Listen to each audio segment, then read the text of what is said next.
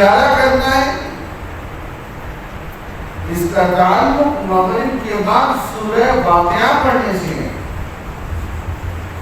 آپ حضرت عبداللہ بن مسعود رضی اللہ تعالیٰ عنہ فرمایا کرتے کہ میرے گھر کبھی فاقہ نہیں ہو سکتا، میں نے بچوں کو سورہ واقعہ یاد کروا دی۔ وہ مغرب کے بعد روزانہ پڑھتے،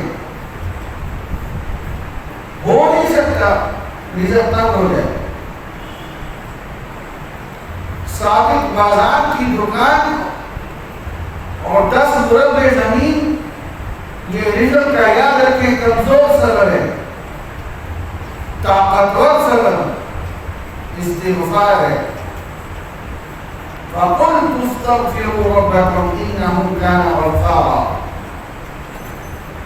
يُرْسِلِ السَّمَاءَ عَلَيْكُمْ مِدْرَارًا وَيُمْدِدْكُمْ بِأَمْوَالٍ۔ استغفار میں اتنے انعامات ہیں، بارش برسے گی، باغات ہویں گے، مال میں اضافہ ہوگا۔